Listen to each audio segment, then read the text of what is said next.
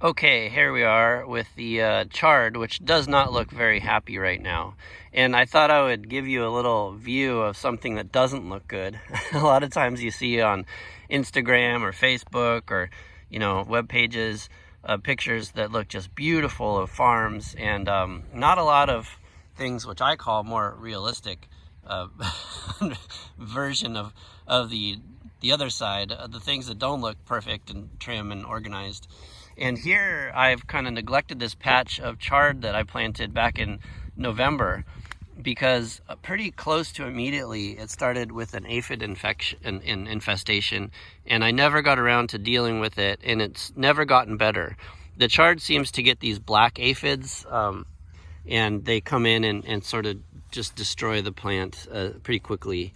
And I was hoping maybe that the rain would sort of take care of it, which sometimes it does. But this year, for whatever reason, it did not take care of it. Here we also have whiteflies. See the whiteflies in there? That's what those are. And they're just everywhere, even with the aphids. And here there's gray aphids or white aphids as well as the black aphids and whiteflies. So it's bad.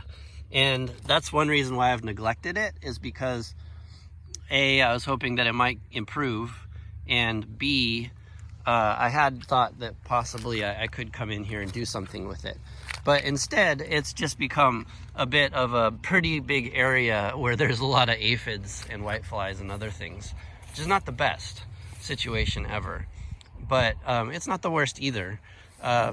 One thing that I could have done in the beginning, if I had the wherewithal, would have been to have acquired a sprayer, like a backpack sprayer or a pressurized sprayer, and filled it with safer soap, which is a product that you can get. You dilute the soap. You can also use Dawn. It works pretty well. And actually, on a clear day that's not wet or rainy, you spray the soap all over the plants. Just kind of soak them. And that really works best when you have it fully weeded and taken care of in that way, because that way you really concentrate the solution on the target, on the chard in this case, and really get in there where they seem to start in the middle of the plant, down where the growing tip is in here, and then they emerge from there and just sort of take over. That's one thing that has worked for me in the past. But what's actually worked pretty well is especially if I focus on weeding the chard, because they're a long-lived crop. Coming over here to another row of chard that's also been overgrown. And this wouldn't work in this case because this is too far gone. But because it's a long-lived crop, they can have up to 2 years in the ground without actually going to seed. And sorry, I'm having some problems focusing here. Bear with me. And basically what you do is completely weed the entire thing and make it very clean, and then take all of the affected weeds or all the affected leaves off of the plants. And that could mean everything. That will leave the roots pretty much and the stalk above the root to survive. And if the roots and everything below the ground are mature, then they'll grow right back. And at that point would be a good point to apply the safer soap, because you have a lot less aphids on the chard and other issues. The powdery mildew can also be a problem with chard. Also, another thing that can be a problem are the cucumber beetles.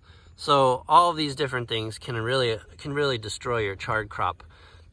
One of the best ways that you can avoid any of this is to cover it with row cover, a remade row cover, and I'll show you what that looks like in a little bit. But back to my technique of so mowing it all down can basically restart the process of the chard growing back.